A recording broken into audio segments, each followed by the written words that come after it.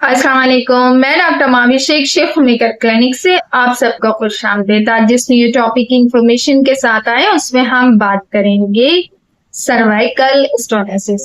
It means के uterus की मुंह की तंगी के सर्वाइकल का पैन हो जाना या सर्विक्स का टाइट हो जाना। अगर इस तरह की फीमेल को टाइटनेस हो जाती है तो उसके क्या साइन ऑफ सिम्टम्स आते हैं वो इस वीडियो की इंफॉर्मेशन में हम जानेंगे। किसी भी फीमेल को अगर इस किस्म के सिम्टम्स आ रहे होंगे तो वो अपने मालिक से कंसल्ट होकर होम्योपैथी को ट्रीटमेंट ले सकती है और होम्योपैथी में इसका क्या रोल प्ले वो इस वीडियो की इंफॉर्मेशन में हम जानेंगे।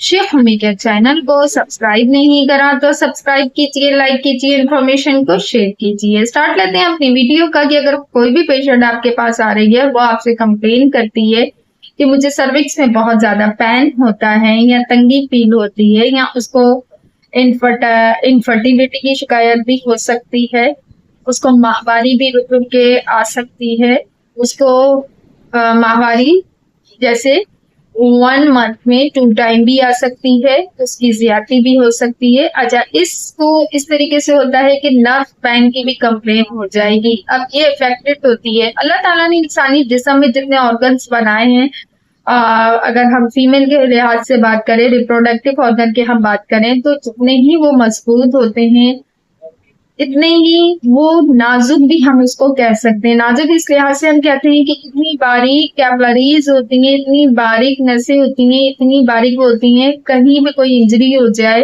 कोई एक्सीडेंटल केस हो जाए या कहीं पे कोई ऐसी चोट लग जाए जिसकी वजह से नील हो जाए, किसी किस्म का ट्रामा हो जाए, किसी किस्म का कोई तकलीफ हो, कोई गिल्ट बन जाए, कोई सिस्ट हो जाए, तो भी बहुत ज्यादा इश्यूज हो सकते हैं। अब बात हम सर्वाइकल की कर रहे हैं कि अगर सर्विक्स में तंगी हो जाती है तो फिर ये कंसीविंग करने के अंदर भी इसको इश्यू होता है क्योंकि इसको सीवियर पेन बहुत ज्यादा होता है। आफ्टर मैरिड बहुत ज्यादा इसको तकलीफात होती हैं। अब इसके पेशेंट को इस तरीके से होगा कि नर्व पेन होने की वजह से बैकबोन में इसको पेन रह सकता है, पीरियड्स में इसको पेन आ सकता है, इसको ब्लडिंग रुक रुक के भी आ सकती है, हैवी भी हो सकती है, इसको इसको नेक पेन भी हो सकता है क्योंकि क्रमिंग पेन इस तरीके का होगा कि इसको नसों का खिंचाव महसूस होगा, तनाव महसूस होगा।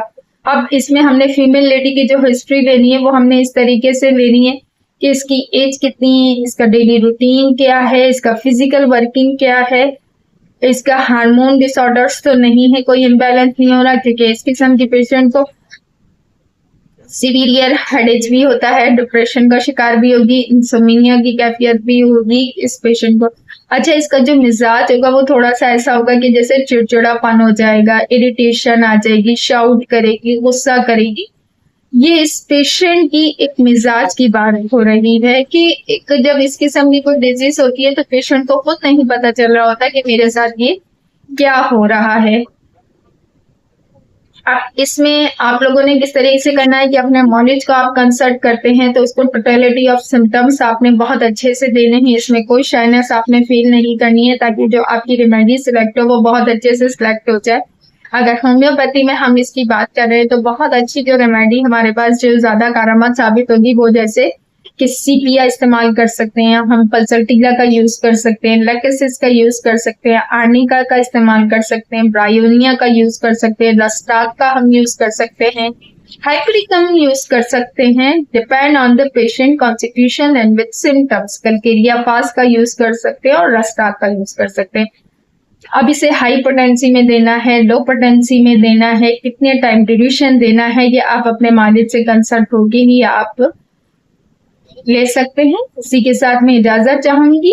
ऑनलाइन कंसल्टेशन अवेलेबल है। शेख मेकर चैनल को सब्सक्राइब नहीं करा तो सब्सक्राइब कीजिए, लाइक कीजिए, इन्फॉर्मेशन को शेयर कीजिए। इसी के साथ में इजाजत चाहती हूँ। डॉक्टर महावीर शेख मेकर क्लिनिक।